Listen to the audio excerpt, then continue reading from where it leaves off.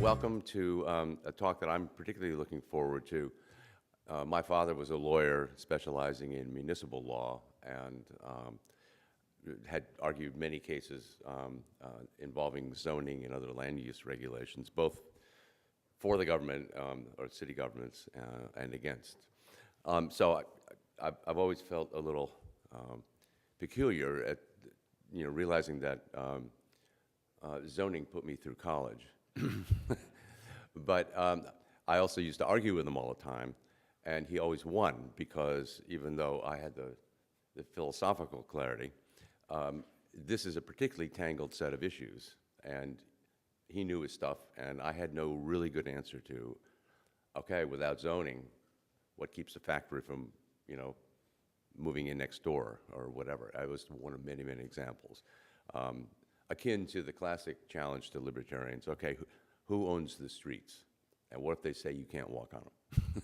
So I'm very pleased to introduce Rick Porter, who is the president of Richport Properties in Atlanta, Georgia. He's a builder, developer, architect, and also a professor at Georgia Tech.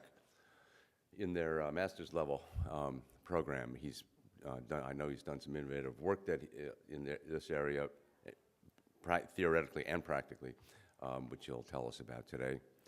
So please welcome Rick Porter.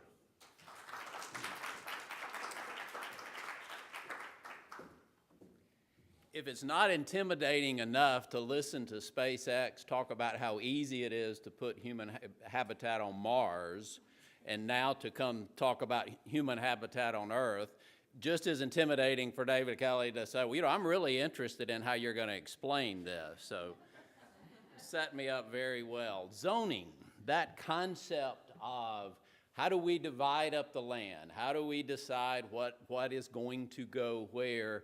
And is in fact a moral discussion needed in that arena? That's what we want to bring today. Well, how complicated could it be? This is not a developer discussion. That's clearly what I do as a profession. But this is a discussion about how complicated is land use? How complicated should it be? The simple concept that we started with some years back, that it's a pretty good idea if we'll just sort of get together and decide that we're going to separate out some of these land uses. Fairly egregious uses were next to each other. So pretty simple concept. Until today, when we have dozens of different categories in which to build houses, for God's sake. How hard can that be?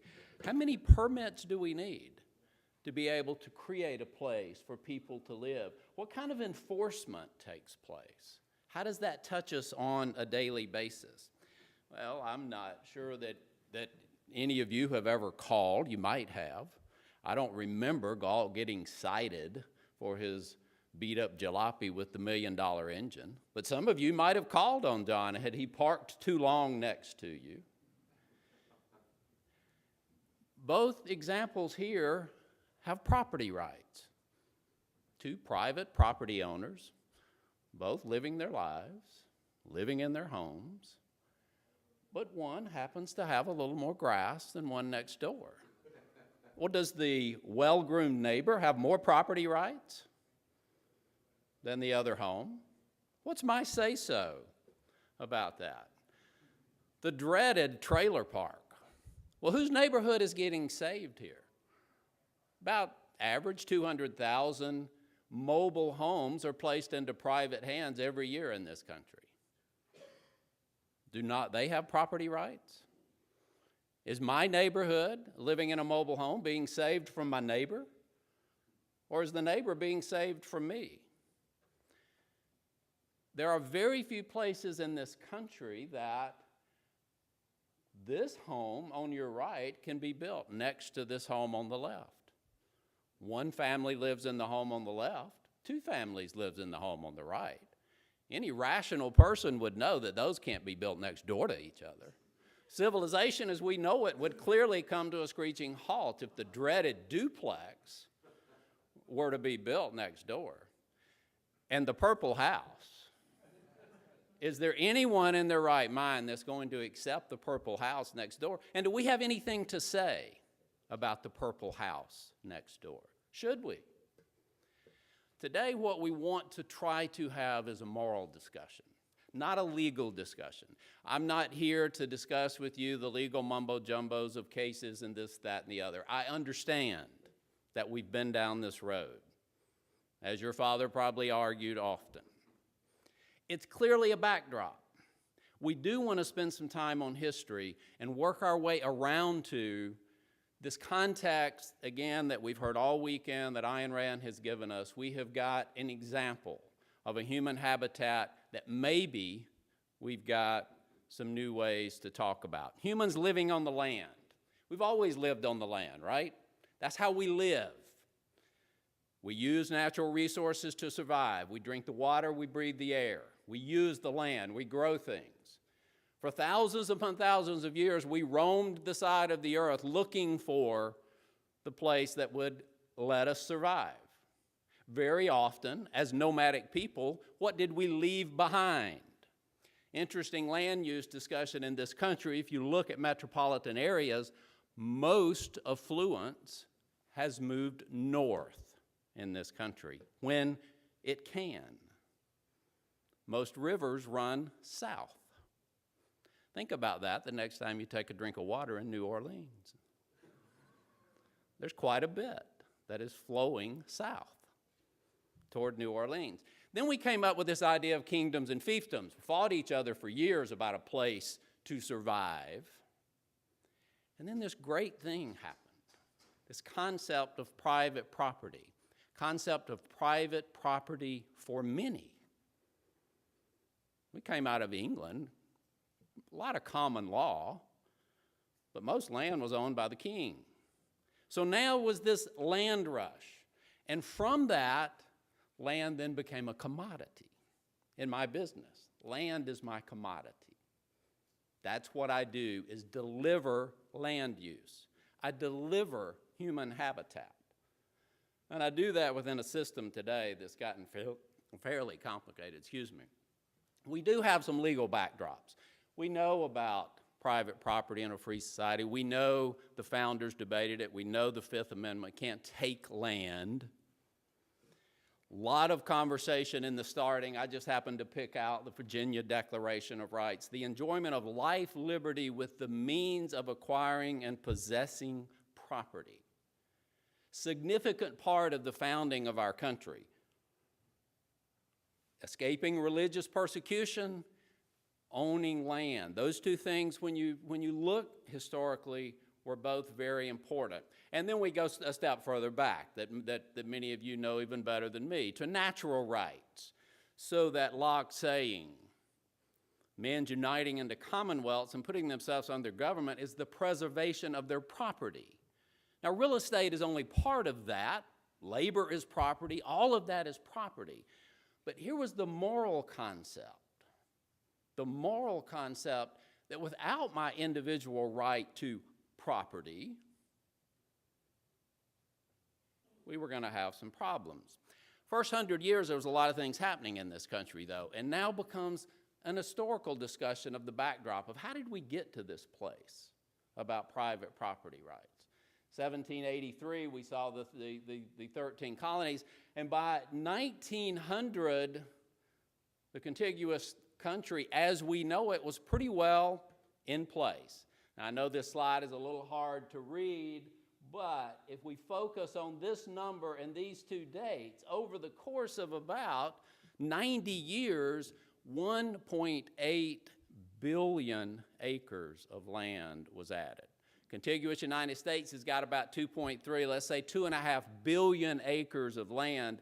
Only 20% of that land was never under some authority that we would loosely call government. So we had a pretty big task on our hands. Let's divide it up. Let's just split it up, about 2 billion acres worth. 97% of that land was transferred into private hands before 1940.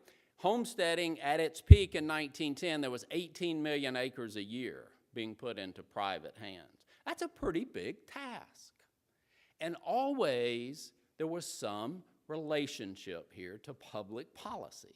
We were intertwined from the very beginning. Land was granted, land was sold. We had policy with the Homestead Act. Again, you can't read that, but basically anyone over 21 years of age, if you agreed to go improve the land and live on it, you got 160 acres. You had 5 years. You had to do something with it. You couldn't just claim it. Go get 2 neighbors to vouch for you that you built something, you farmed something, you, as developers, you took trees down. We like that part of it. You do those things, and it's yours. You get a deed. You get a deed to the land. And we had people flocking into unknown territories to claim their 160 acres. Railroads, always a big part. I'm not using railroads because of Atlas Shrugged and our affinity to railroads. Private railroads being built all over the country. Just look at the black lines, look close. I realize a little, but we had railroads extending into uninhabited places. This is 1900, private railroads being extended. How did we do that? Well, there was always a relationship there. The most common story you read is that land was given to railroads if they would extend their lines to open up new territory, but not just enough room for the railroad line. Some stories you read, they got 10 miles, sometimes as much as 40 miles on each side of the track as an enticement for private investment. Today, railroads probably one of the biggest, if not the biggest, private landowner in the country left over. But sometimes a little known historical part, authority, government, often kept every other track. So we had revenue coming back to a private endeavor to recoup the investment. We had revenue coming to government by selling the land. We have been intertwined in a very fast process of creating fee simple land ownership. So while it's fairly easy for me to look after spending 30 some odd years of more ridiculous conversations when most of the groups I'm in front of, you're all wearing red shirts and you're there to say, hell no about something. But this was a fairly big task. A couple of billion acres of land. We had not had a system that we had come off of for millions of people to own property. We had to divide it all up. We had to figure out where it was. Every legal description for a piece of property on the face of the earth is unique. Because if it was not, we got no system. We're back to fighting for it. But this concept of private property and fee simple ownership was beautiful. Peacefully, we agreed. Now, there were some issues along the way. Another backdrop. Once we were no longer nomadic, you better pick a good piece of land because you're there. And if somebody does something that takes away the value of that land, value, that's going to be a big problem as we work on down this road. But if somebody does something, that's serious business. But as long as most of us were living and needing 40 acres and a mule to make a living, it wasn't a real big problem. Because we could, in fact, live in the middle of our 40 acres and probably do okay. You could do something that would be aggravating, but you got to work at it. But then we started growing. People sort of liked this idea. You look at the population curve from 1850 at about 25 million, 1900, 75 million, hit the 150 million at about 1950, and we're up to 300 million. That's a lot of folks. And I don't know about you, but it's not easy for me to get irritated. Not anyone in the room, of course. So we were growing fairly quickly. These are a little hard to read, but all I want you to do is look at dark colors on both of them. And here's a sort of fascinating thought. When we look at population density in 1900 and population density in the year 2000 in this country, it is not much different. 80% of the population of this country today lives on about 5% of the land mass. It hasn't been significantly different.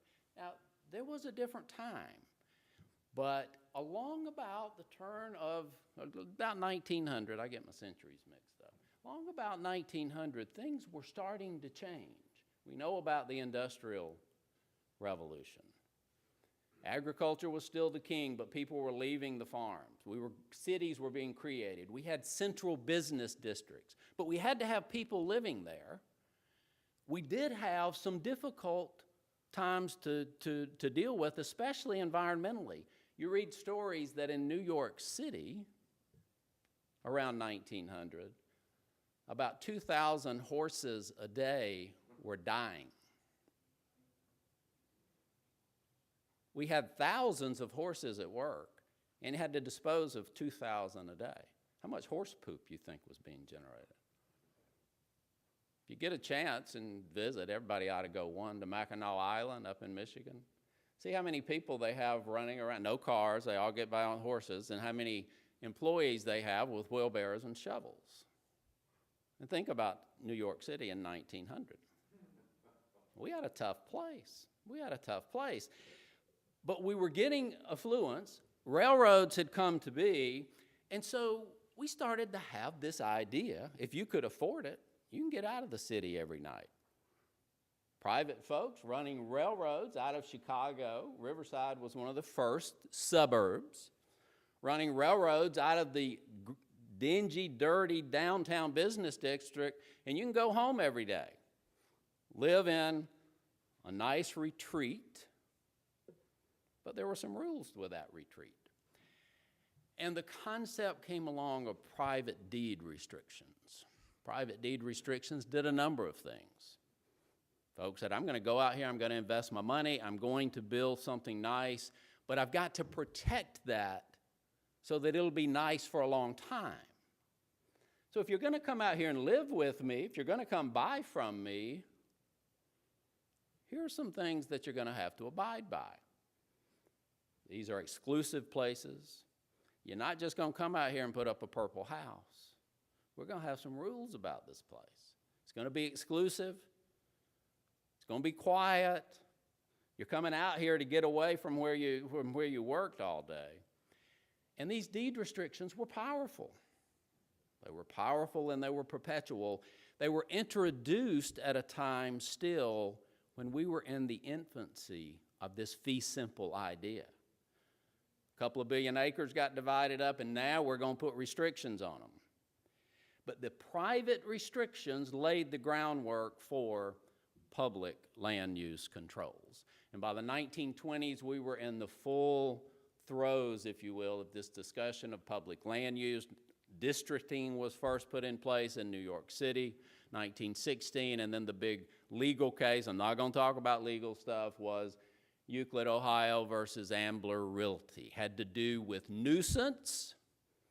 Supreme Court upheld the constitutionality, deferred to local legislation, that local government could in fact, states, empowered, 10th Amendment, states could enable local government to put in place restrictions to protect, now here's the interesting twist, to protect your private property from nuisance. Ambler was about apartments being built adjacent to single-family homes. Tell me no.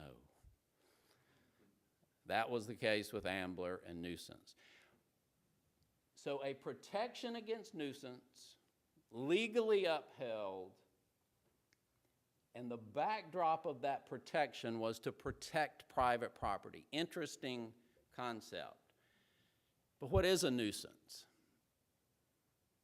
8 cottages on a 60-foot lot, is that a nuisance? We all want to be protected from that, right? And it started setting up a very interesting, but very fast. By the late 20s, zoning was spread throughout the country.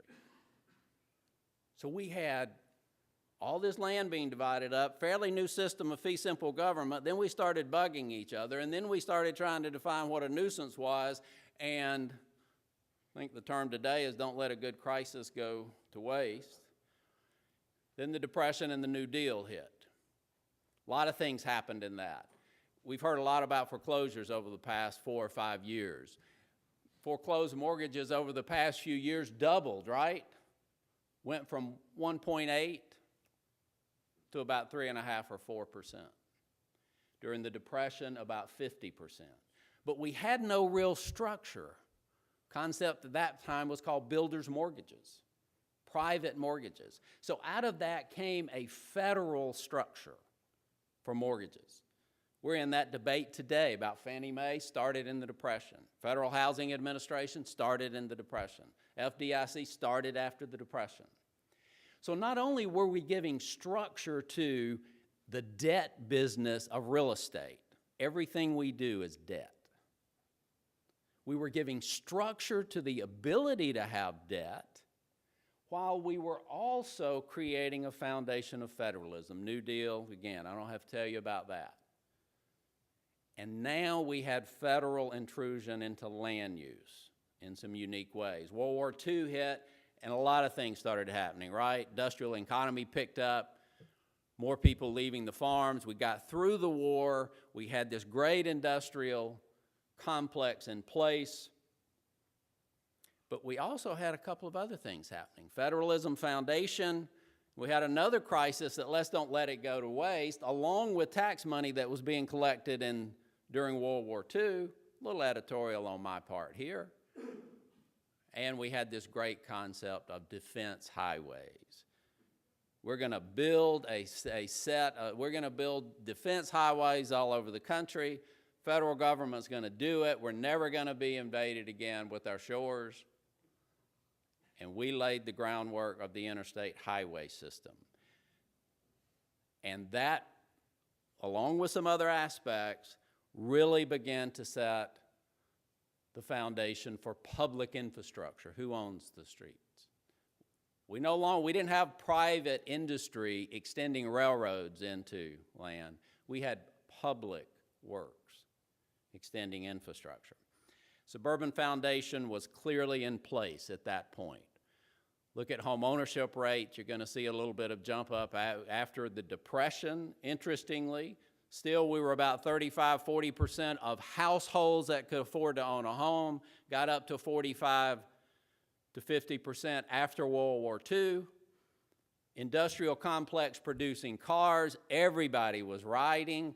Interstate highway systems that we had mobility, and the economy was beginning to change. Still agrarian after World War II, 50% of our economy, but we were moving quickly toward a service economy. No longer did you need 40 acres and a mule.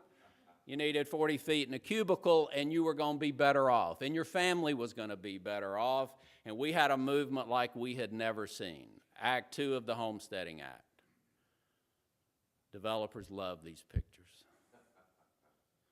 You're moving in with 1,000 of your closest friends. Just be careful where you line up the windows on the sidewalls, because you might be a lot closer than you think.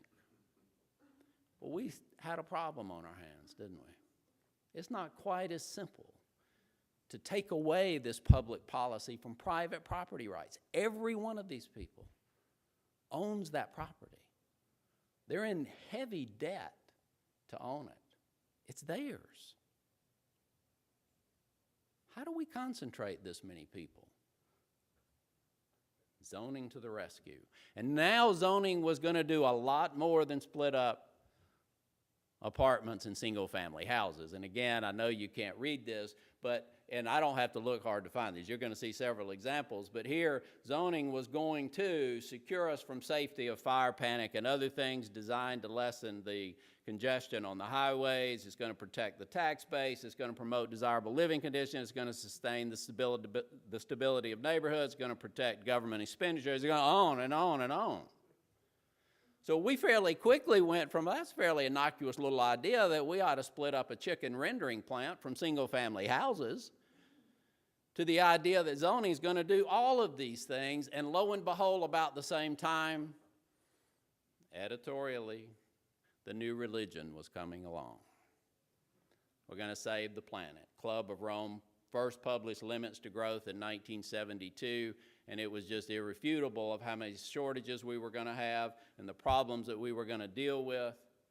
We were going to be out of coal, gas, and so forth in 40 years. It didn't work out too good for them.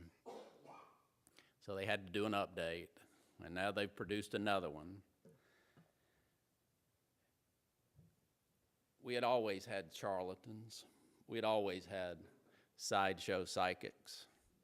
But most of them we kept in the sideshow. Greatest invention known to man, computers, came along, and no longer did you need a skinny tie and 200 miles from home to be an expert. You needed a computer and a spreadsheet. That's the definition of an expert.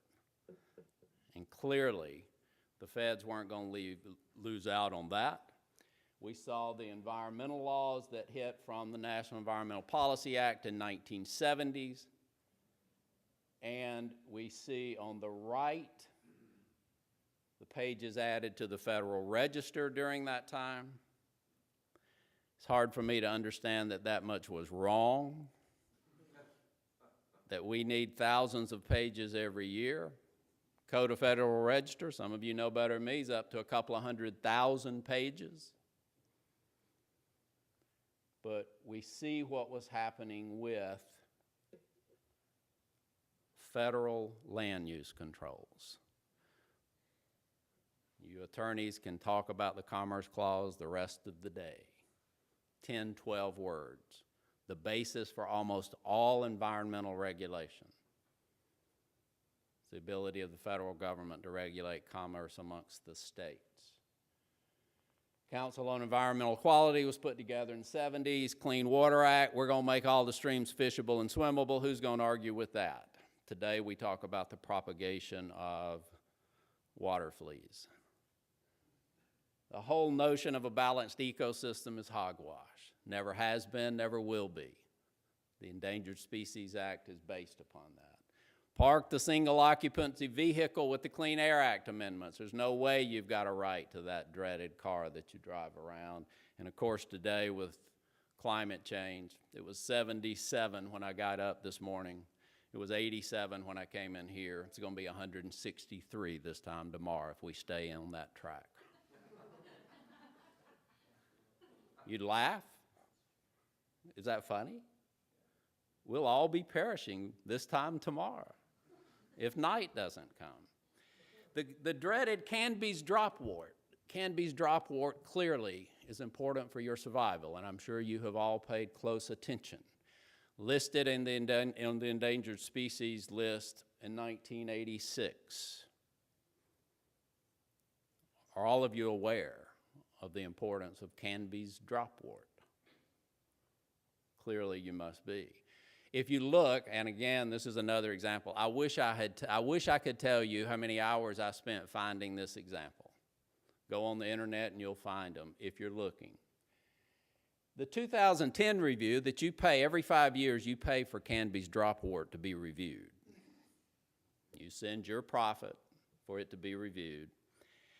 And in the 2010 review, just to quote a few things, the status of the species is unknown.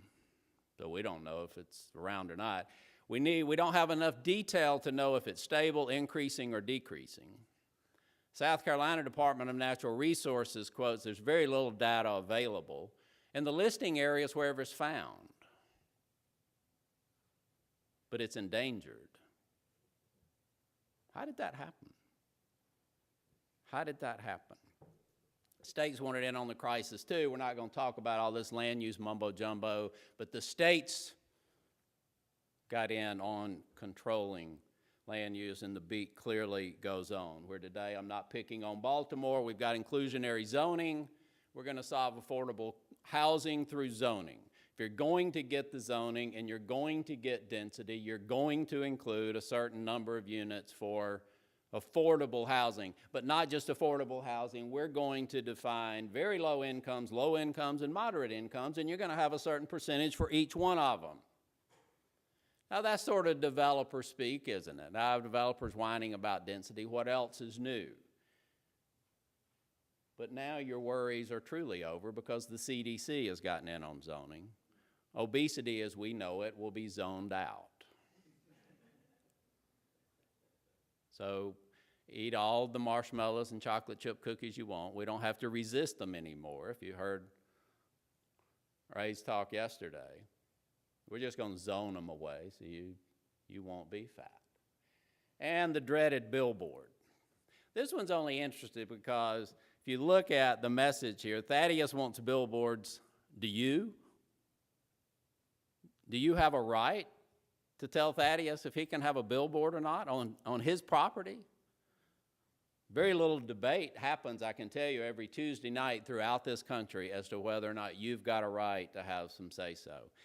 But check that premise, and this is quotes right out, and I realize you have to leave out a few things, but we have completely turned the tables now. This is no longer health, safety, and general welfare to protect your private property.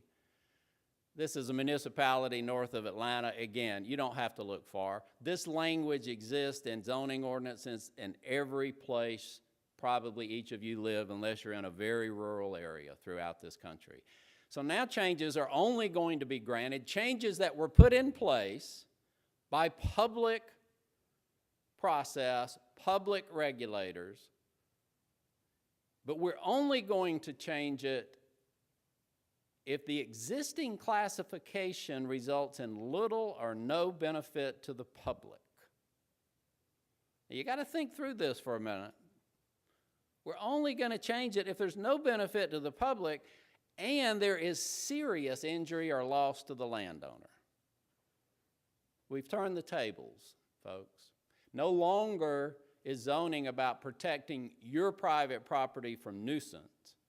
Zoning is about using your property for public benefit, and you better be prepared to defend why your property is not public property to be used for public benefit. Quiet revolution's clearly here. Comments out of the Council on Environmental Quality from the 1970s. Private property is just a quaint anachronism. We can't afford that stuff anymore. We're going to allocate land use. We're back to kingdoms and fiefdoms. Not trying to be negative with you. And even today, we tried to write all the rules. See, what happened with zoning is we came together and said, you know what, there's about 5 things, and if we won't do those things to each other, we're going to be all right. If we'll just restrict these few things. And we fast forwarded and said, you know what, that system worked, so if we can restrict enough things, we can get what we want. So today, instead of restricting 5 out of 100 things and you're okay for 95, we've decided to restrict 95 things. And we're going to leave 5 things to do. And we've tried to write that over and over and over, and you're just too stupid to understand. So now we're just going to draw you a picture. This is the new zoning. Form-based zoning. Brilliant, whoever came up with smart growth. As if you're against smart growth, what are you for? That's wonderful. But we're going to draw you a picture now. Just do this. It's your property, but just do this. Many of you will find pictures of how long your grass can be. Just cut it like this, and you'll be okay. So maybe there's a chance for a do-over, and let's spend the rest of our time talking about a do-over. We do have that chance, but lying underneath this, there are 3 things that are serious aspects. One is the separation of uses. That is not an unreasonable conversation to have.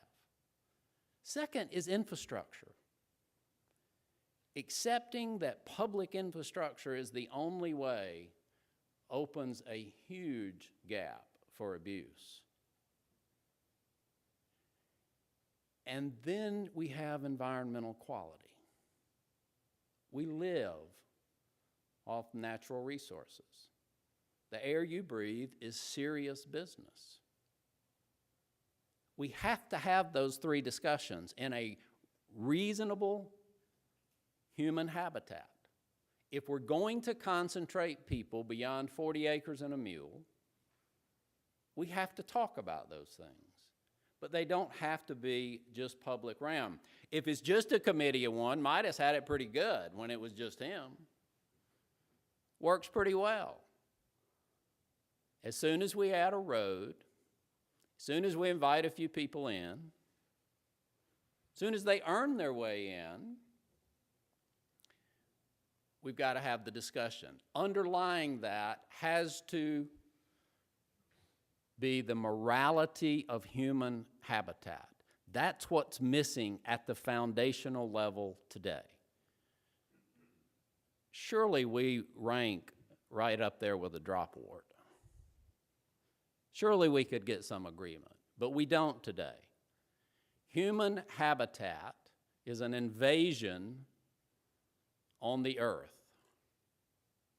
If you look at the underlying principle of land use control today, not just federal land use through environmental laws. So what starts the conversation, we're going to have it in Galt. We're going to have the conversation, because I can promise you, when we start concentrating people in a fixed, finite area, you're going to irritate me. So we're going to have the conversation, but underlying it, we have to accept first the morality of private property, the morality of human habitat and us using the land. There were some unalienable rights granted to the people as well.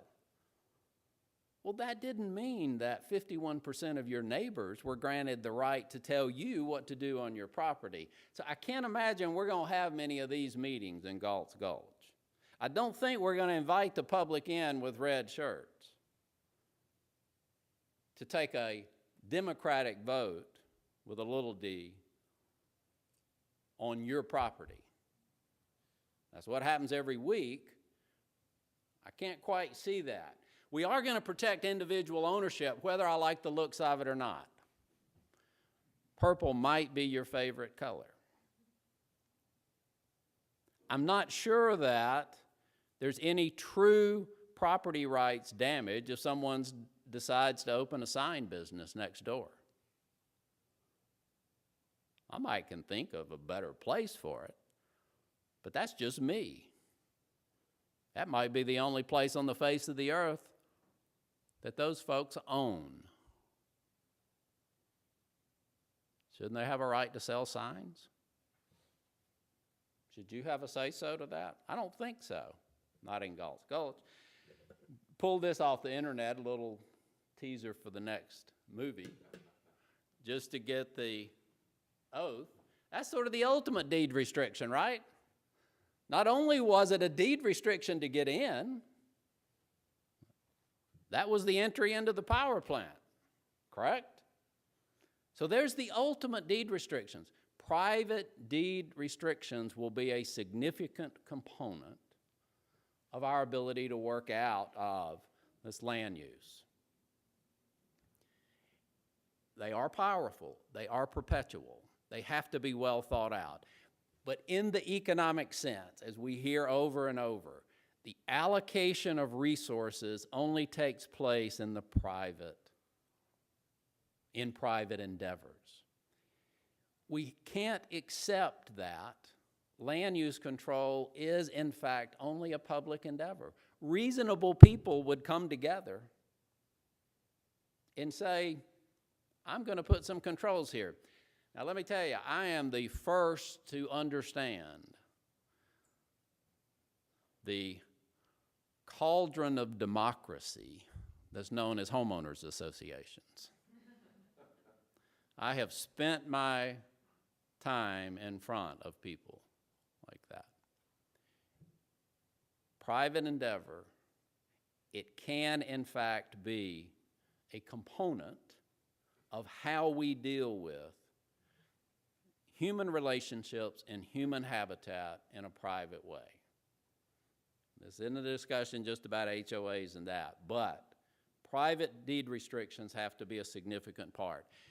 We've got to go back to private infrastructure, because public infrastructure, and only public infrastructure,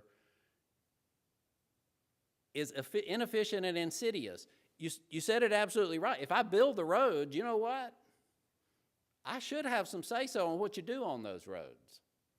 I got some say-so on what you drive on the roads.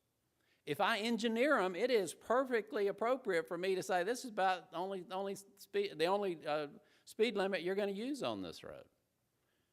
So I can't sit here and say, come build the roads and leave me alone. We've got to come back to private infrastructure, because if in fact authority can withhold access, what is the key, the number one thing that you have to have fee simple ownership of property? Access.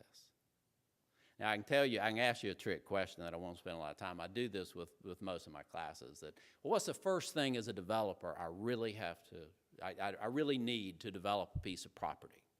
You can think about that. I won't do the audience participation thing, but well, what's that one thing you got to have the right zoning, where you got to have, well, it's always nice to work through and say, what is the one first and foremost thing that I have to look for to develop a new piece of property? Is it for sale? This private property stuff is really cool, but I can't do anything if it's not for sale. But the second part becomes, can I get there? Does Billy Goat Gruff, can he stop me from getting there? Have I got unfettered access? Until I have got unfettered access, everything else is mute, because somebody's got something to say. So we've got to come back to private infrastructure. The greatest example is to look at the difference that we talked about with railroads and urban mass transit today. Editorial, I'll be quick to tell you when it is. Urban mass transit is the absolute biggest boondoggle in infrastructure that this country has ever made. There is one, maybe two, I don't think this city is one of them, system of public transportation that will support itself at the fare box. Now, I got it when the conversation turns to, well, what about roads? Roads get subsidized. It is a complicated conversation to have, but it only gets sorted out with private infrastructure. So we've got to get back to private infrastructure. And we've got examples out there that worked, even with the interface of public policy, but urban mass transit is not one of them. The biggest black hole of money that we have ever seen, and it goes on today. Listen at all the conversations that take place. But when we decide to come together,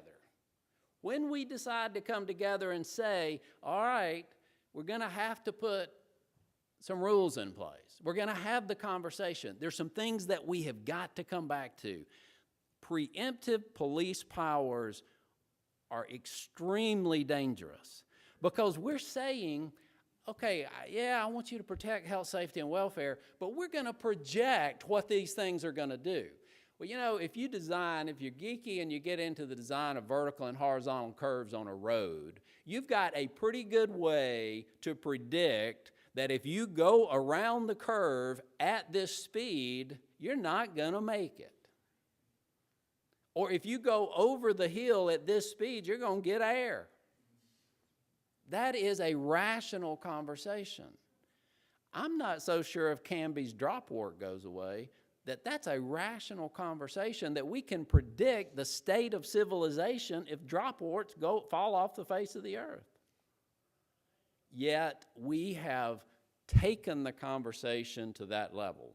We had this idea, I understand it's gone away, I'm not here to debate that, of limited federal powers. States that got constitutions, locals, we have to have a definition of those limited powers. Define demonstrable potential damage. Value, I hate to tell you, is not a damage. There might be some debate of that. But look at what's happened in the last few years. There is no private property right for value, just like aesthetics. Our damage, the moral concept of damage. Am I damaged if someone does something next door to me that devalues my property? That's a legitimate debate for rational people to have on the private side, and we've got to defer to private restrictions. Because yes, there are things But if we will put it into private hands, again, I realize I'm a developer and I'm here to help. No, I got that.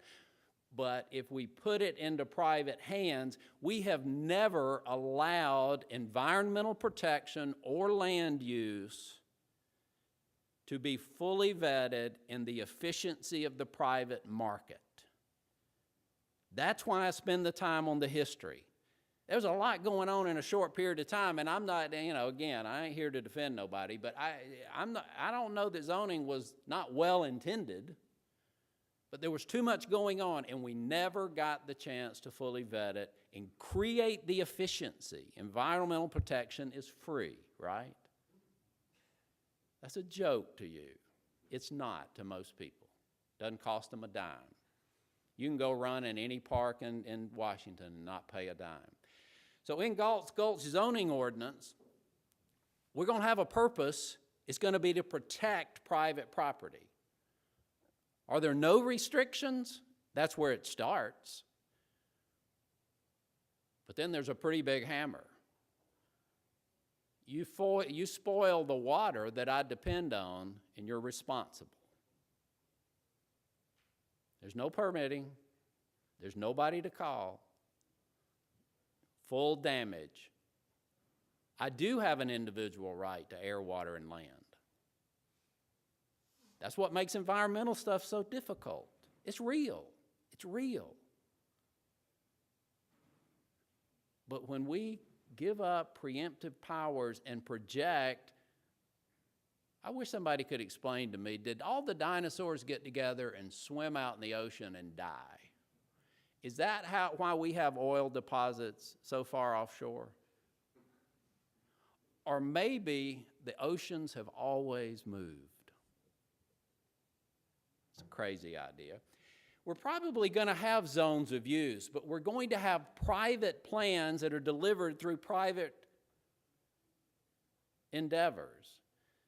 So it's a private reality that comes from a private plan. Today we have public plans that have to be delivered on private property. And they just cannot take into account what's being decided every day by the consumers. We are so far behind the consumer with land use regulations. We've put hundreds of acres into private conservation easements and various things and on through my business. We are so far behind the market with land use regulations because the market will accept, the market, if you can believe this, some people would buy a duplex and next to a one-family home. Don't tell anybody. But it is so inefficient with it.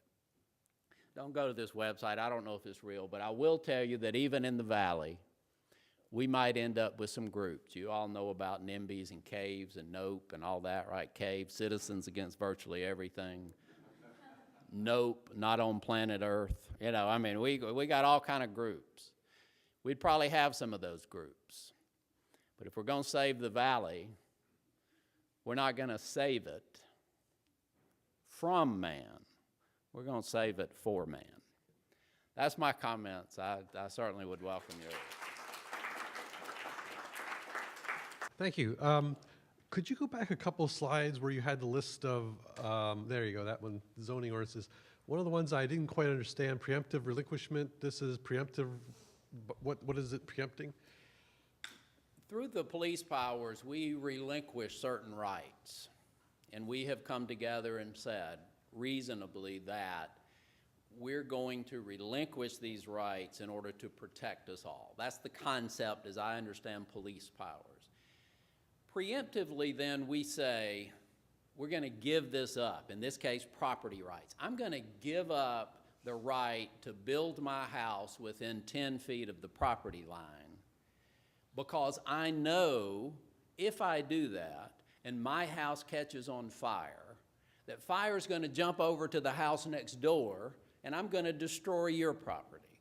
So we preemptively say, well, I won't build then within 10 feet or some number.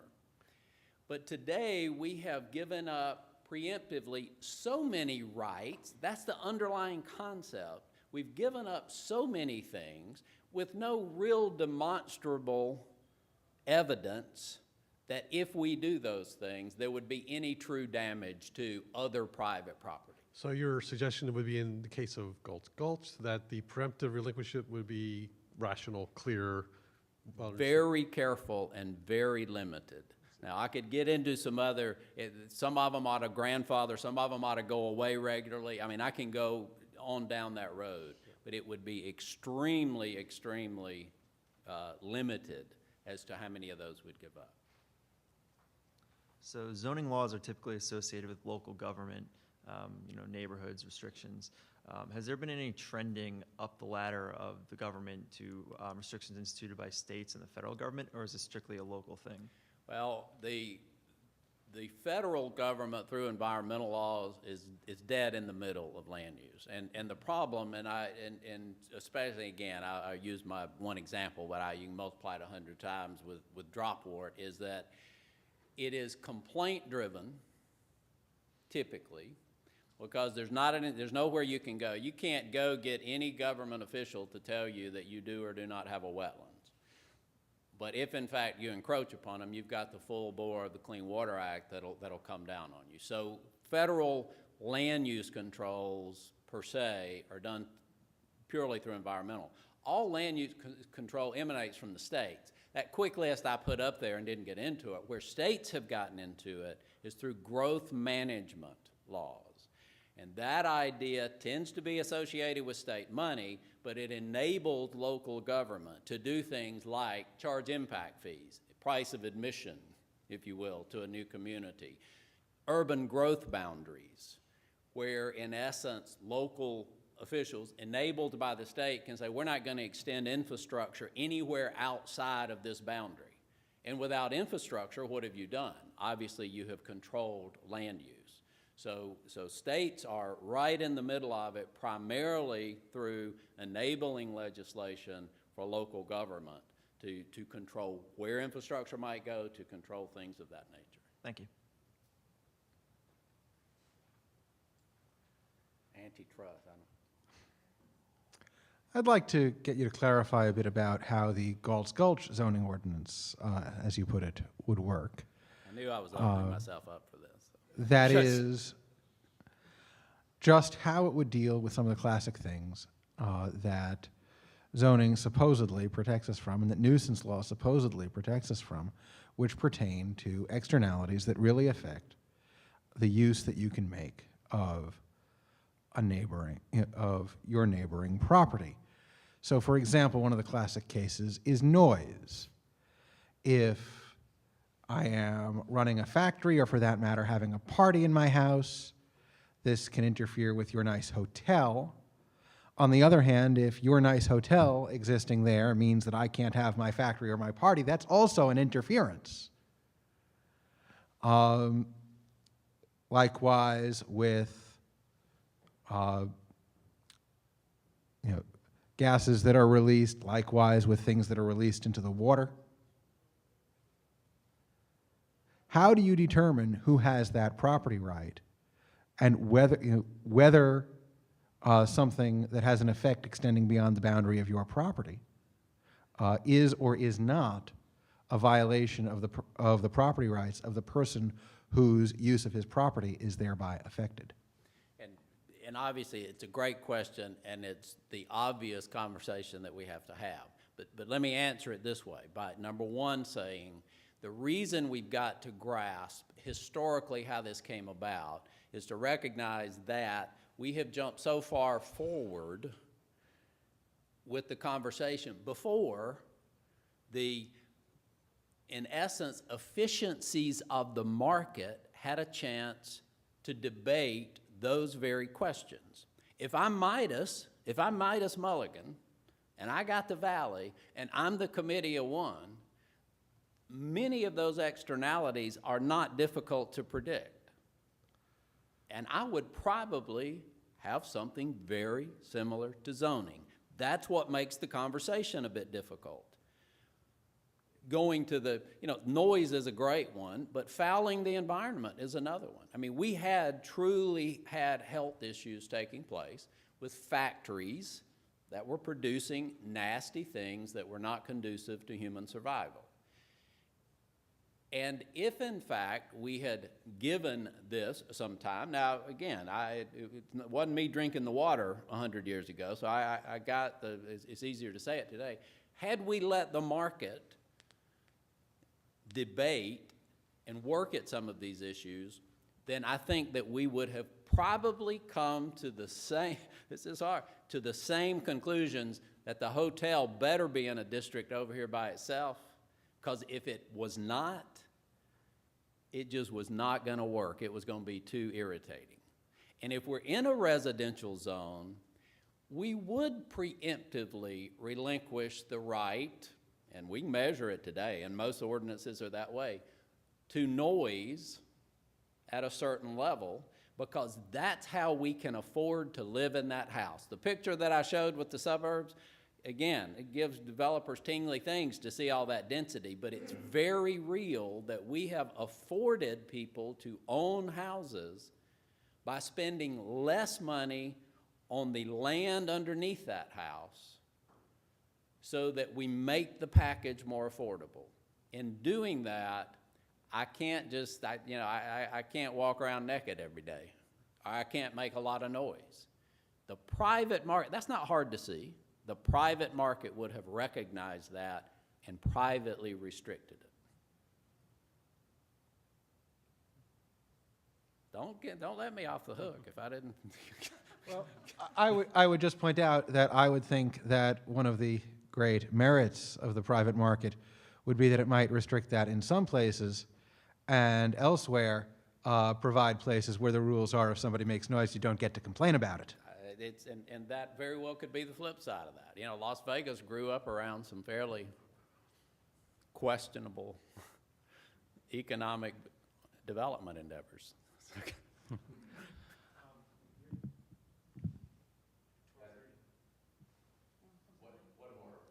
One more?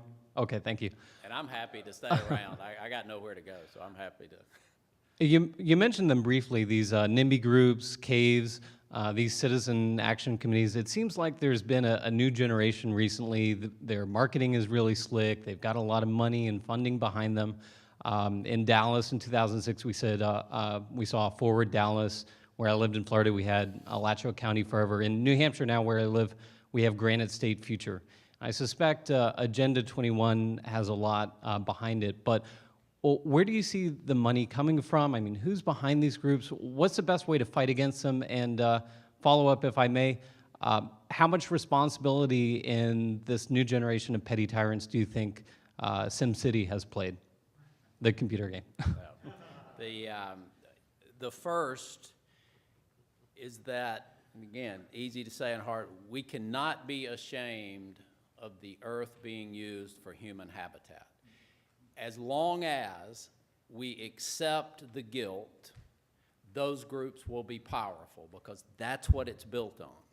So first and foremost, we have to be champions of the morality of human habitat without accepting. Now, that being said, SimCity's beautiful because you can manipulate all these various land uses. You can figure out economic development. You can do all of those components with it. And yet, again, I come back to that is a reasonable discussion for private property owners and a protection of private property rights. That's a reasonable discussion to have because it's real stuff. But when you put it in the public endeavor with public money and little d, democratic control, you have taken away the complete, all the efficiencies that the market brings and various things that you've taken that away from it. And that's the conundrum we find ourselves in.